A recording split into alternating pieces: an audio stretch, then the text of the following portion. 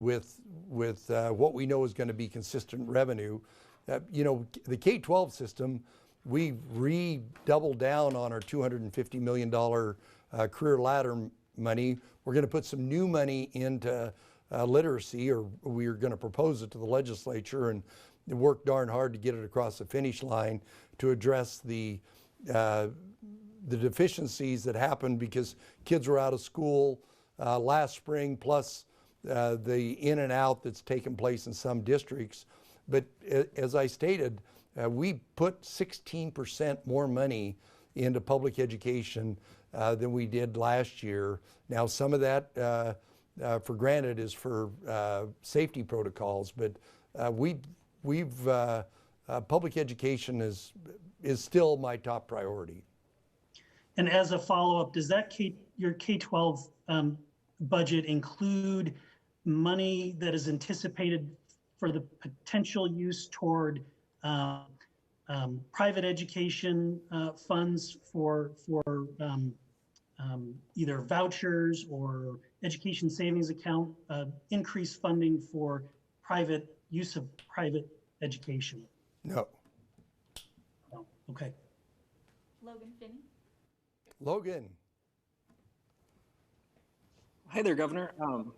I had a question on vaccine rollout. Is any of the spending of the surplus, the budget surplus, supposed to go to in-state logistics with deploying the vaccination timeline, or are those efforts coming from other funding sources? Well, I'm going to make an announcement tomorrow predicated on the advice that I got from my Corona vaccine committee Friday. We have some money in emergency funds that are available to us that we fully intend to use for vaccine. We're getting mixed signals from the federal government about how much of the new CARES bill is going to be available, and whatever that is, it'll be. But we are not going to let resources be any kind of a detriment or anything to slow down the rollout of vaccines. So we're going to get the vaccine out because we are very blessed that we've got a good, strong financial position. We will put the resources into it necessary to get the vaccine out. So just to clarify, it'll be mainly state resources and then federal resources as they become available? Well, there will be federal there's some federal resources. Alex, do you want to talk about what they did there? So on Friday, we got a notification from the Centers for Disease Control and Prevention that we have at least $16 million coming in for vaccine distribution costs. Those dollars should be available to us this month. As the governor said, we will not let resources be the constraint to getting the vaccines out. We've talked about the resources that are available to us in the governor's emergency fund and the disaster emergency account. We'll deploy all resources necessary, but there's $16 million minimum that's coming in as of notification to us last Friday. Thank you. Clark Corbin. Clark. Hi, Governor. Clark Corbin with Idaho Education News. Thanks so much for doing this event today with the press corps. I wanted to follow up on Scott's question just a little bit and ask if you're a K-12 teacher, and if this school year you were frozen on the career ladder, what can you expect for 2022? Well, movement on the career ladder is not precluded. Alex? So the governor's approach to this budget was making the K-12 budget whole. So it would fully restore in fiscal year 22, and then he layers maintenance growth on top of that, specifically the build out of the career ladder. So any teacher that would have moved this year moves, and then they move again in fiscal year 22. So if you were somebody who would have moved into the advanced professional rung this year, you'd be in the advanced professional rung cell 2 next year. So again, it fully gets the $250 million career ladder implemented. I feel pretty confident saying we're probably one of the only states that can make that record of an investment in our teachers in the middle of a global pandemic.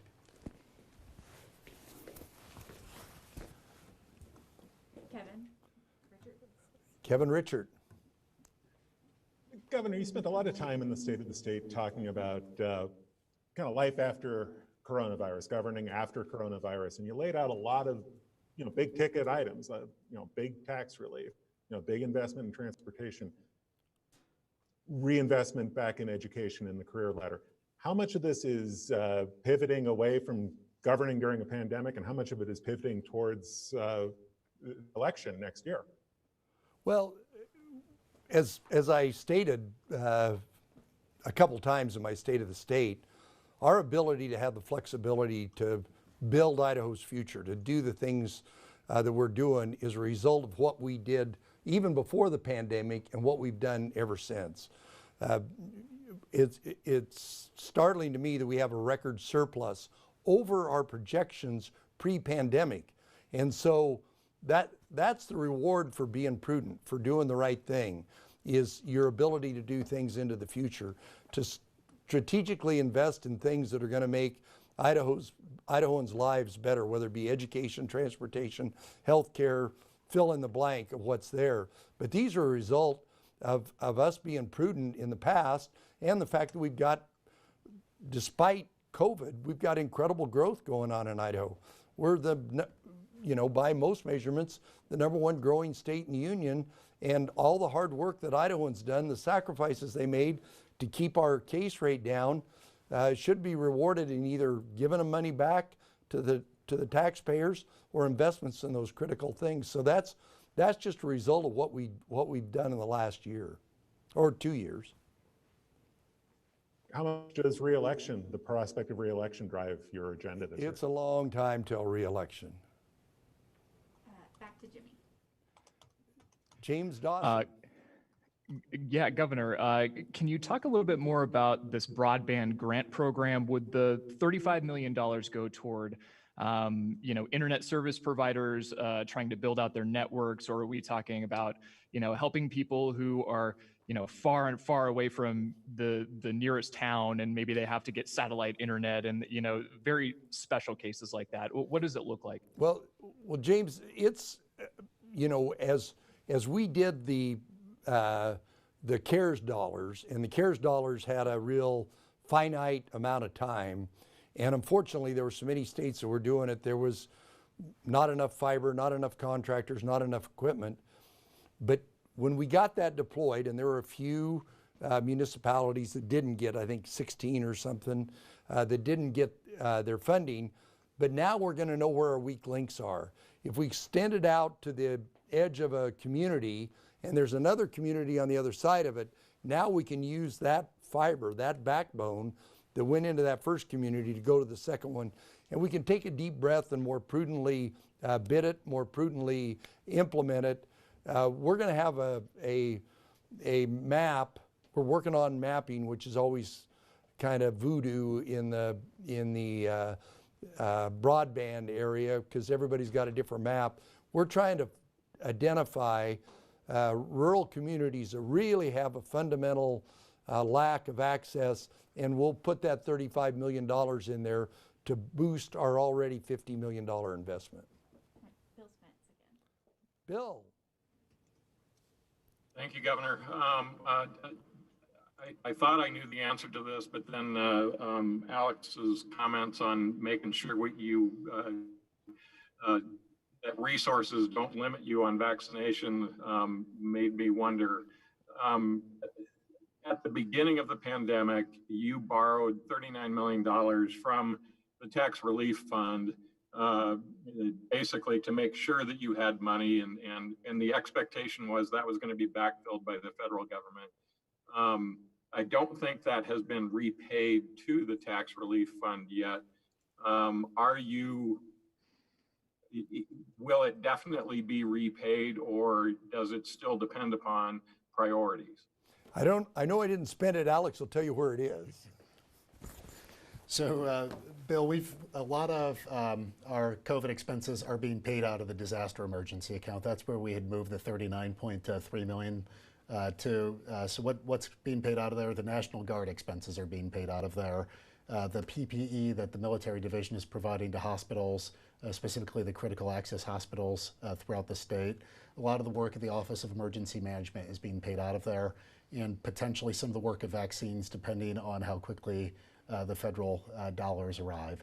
So I think, as the governor said when he signed that executive order last March, the intention is to put it back the question is how quickly, because we're still closing out quite a few expenses. It takes a while to settle with FEMA, the National Guard costs and the PPE costs and other things like that. So we did build in $180 million from the tax relief fund. If, Bill, your question is ultimately, is that $180 million predicated on that $39 million being back? It does not appear so based on the trajectory. We're going to announce tomorrow our December revenue numbers, and there's another $12 million coming to the tax relief fund for just that month alone. It turns out Idahoans like their online sales. It's possible we will get the 180 regardless of if that 39's back, in which case I think it would be prudent and perhaps wise to make that transfer back in fiscal year 22 after we've cost settled with FEMA, after we've closed out all of our COVID expenses, so that we have the ability to respond quickly to an ongoing and evolving emergency. Katie Clark has a question for you. Thank you. Hi there, Alex. You just mentioned the $16 million coming for vaccination. Is that part of the $37.8 million for vaccination that's coming out of the new stimulus package, or is it in addition to? So, Katie, just to make sure, 1616. I couldn't tell if you said 16 or 60. I said 60. Yeah. Yeah. So that is part of what we believe to be $38 million coming for vaccines. So both the U.S. Senate and FFIS, the Federal Funds Inventory of State, estimate that Idaho's on pace to get $38 million. We were a little surprised by the 16 number that we heard last Friday, but it turns out, or what my understanding is now, is that CDC had to get a portion of it out within 30 days, and then the next tranche would come after 30 days. So I believe we're still on par to get 38 million, but 16 is what's being made immediately available. To the governor's point, he doesn't want resources to be the constraint to us getting the vaccines out, and that's why we're prepared to use any of the emergency accounts necessary to get shots in the arm as quickly as possible. The governor had a call with some of the pharmacy chains on Friday, and I think both of them are on pace to get the vaccines to each of their targeted long-term care facilities by the end of this month. Okay, thank you. Who's that? Hey, Logan. Hi there, Governor. I'd like to go back to the transportation topic real quick. Last year, one of the bills legislature that received your veto was a proposal that would have increased the portion of funding that comes from the general fund distribution into the transportation mitigation fund from 1% to 2%. I remember in your veto letter, you had cited concerns about revenue because of the coronavirus pandemic. And now that we know, the state is facing quite a substantial surplus, would you expect the legislature to pass another version of that bill again? And if they did, would you approve it, or are you expecting something completely different in the transportation realm? Well, Logan, I'll let Andrew or let Alex talk about the details of it, but you just make a point about what we were doing pre-pandemic and during the pandemic, and that was preparing. That we didn't know the magnitude, we didn't know how Idahoans were going to react, we didn't know what the economy was going to do, so we were taking every precaution. That's why we put money away into that disaster relief fund. The net of all this is because of the incredible growth we've had in Idaho, we got a lot more flexibility than we had before, and that's part of the reason that I proposed the transportation plan. Do you want to talk about that exact?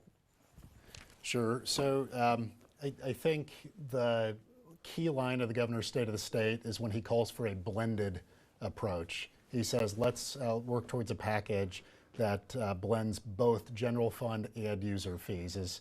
As he's described today, general fund alone is pretty unstable, and when there's a competition between K-12, public safety, and roads, roads usually loses, which is why it needs to be a mix of both general fund and user fee. the bill that you just described was 100% general fund, and it came to his desk at a time in which most states' economies appeared to be in free fall. Idaho has rebounded, and I think that goes back to the question Sharon perhaps started us with.